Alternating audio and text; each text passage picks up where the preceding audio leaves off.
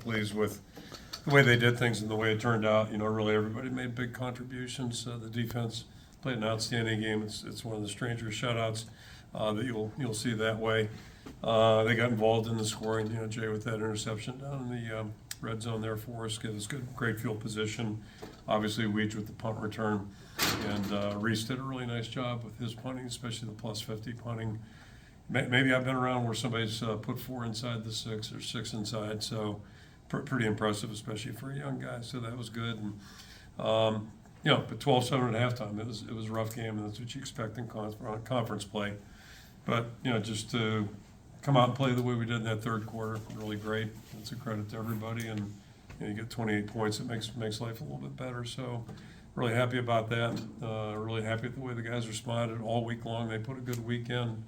Nobody was moping around or pouting, that kind of stuff. And I think the other good thing is that we still have a lot of things we can get better at, and a lot of things that we can maybe be a little bit more detailed on. So that's we'll start that work again tomorrow. But first and foremost, just encourage the guys to really enjoy this. They earned it.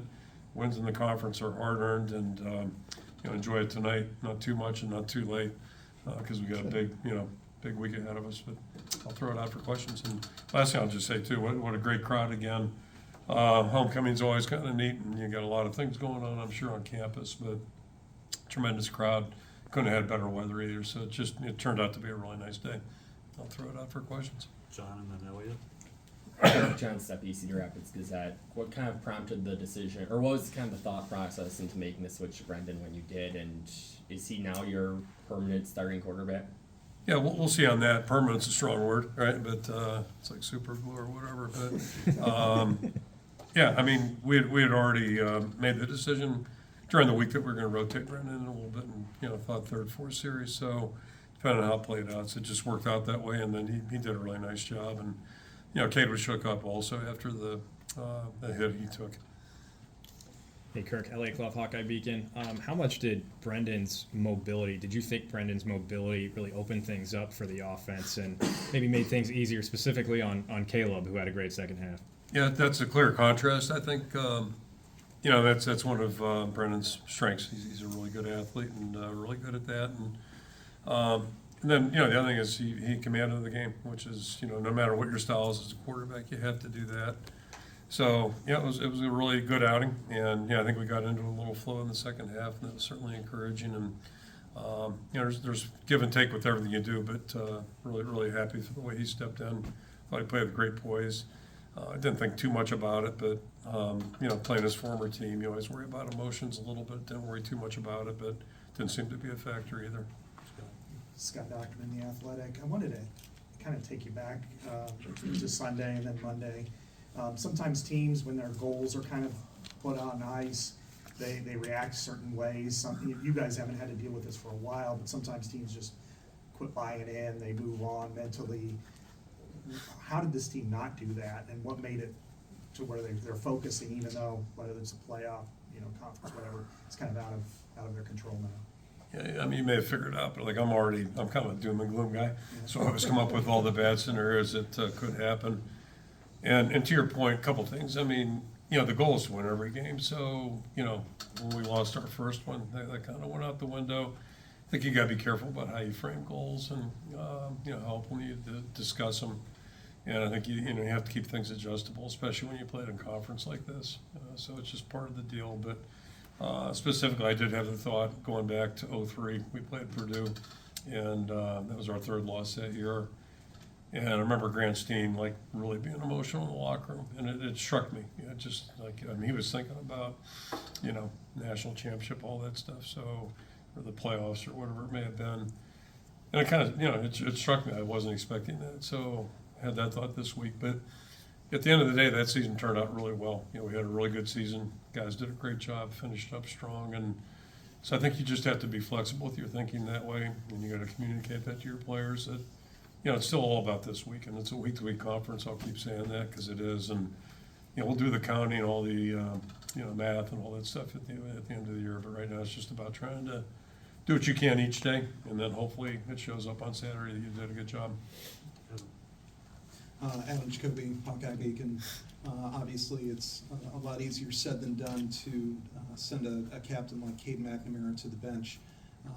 How would you say that he handled, moving to the bench after that move was made? And what can you say about his leadership through all of his struggles through the season?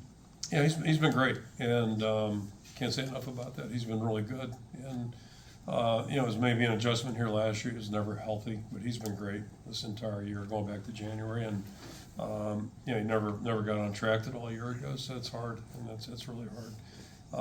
But he's been tremendous.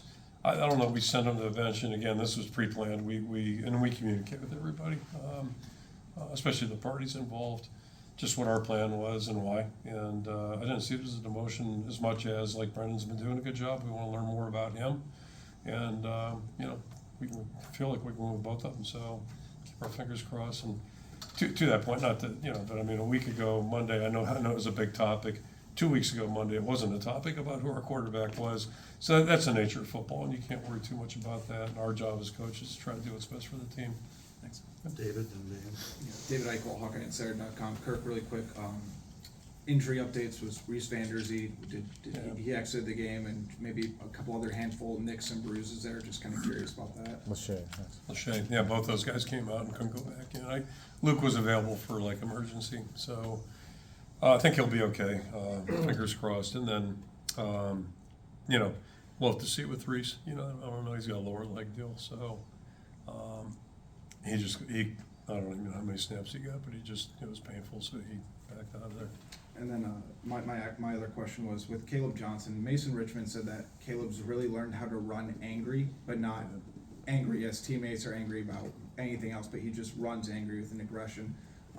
Can you kind of explain the maturity process that you've seen over the last couple of years and how he's kind of learned to balance running angry but being focused on the right things? He's always been talented, and I think this year a couple things. I mean, he's more focused on the right things, and there's a lot. Every position's got a lot of things they have to be wired into. So I think he's got a better approach here, just in general terms. I've always said, usually year 3 is like a year where guys really start to come into their own. There's exceptions and everything, but that's usually a big year. And I still think, he's had a lot of good runs since then, but I think one of the most encouraging things I saw was week 2 in that 4 minute. We were trying to bleed the clock. And there were 2 runs he had where he moved it, 5, 6, 7 yards, and it was blocked for 1 maybe. So to me, that was like, okay, this is a good sign. He's starting to figure out how to use what he has. And as you saw, I mean, he'll step through tackles. If he can get them through there, he'll step through tackles. It's really tough for them to bring him down, and he's really doing a good job finishing runs. So he's been delightful, and I think he showed off today. His high school coach was here, who actually brought him up here about 3 years ago, I guess it would have been, and helped keep him from going to Cal. Thank goodness. 4 more. We'll start with Dan. He'd be playing in the ACC, right? How about that? Coach Dan Stacy, Sportscast Media. Your defense did play outstanding today, not allowing any points. Did you put special emphasis on that this week after the Michigan State game, or was it business as usual because they played? Yeah, we did this tackling drill. So I'm teasing. Smart, but yeah. So I mean, they had a completion early in that first drive, right in front of our bench for like 15 yards or whatever it was, and then they got a good running quarterback. Northwestern does. Of course, we let him out around our left side, his right side, and he threw it down there for another completion. So we kind of started a little bit slow, but after that, guys made a lot of really good plays, and it's not, we are who we are. We do what we do, and I just try to remind the guys, like, one game doesn't define you. So, and we all have bad days. I mean, we've all had them, and then we had one last Saturday night defensively, and Michigan State had something to do with that too, to their credit. So, you got to be ready to go. And the guys, I thought, really played really well today, and they were happy afterwards, and deservedly so. Thank you, Phil. Tyler Cashman with the Des Moines Register. First, just do you know the severity and nature of Cade's injury at this point? He shook up. I mean, he hit the turf pretty hard, and they took a pretty good shot from that guy. So we'll see what he feels like here. And do you want to land on one quarterback the remainder of the season? Are you okay with rotating after you decided that? I mean, we did it in '81. You went on.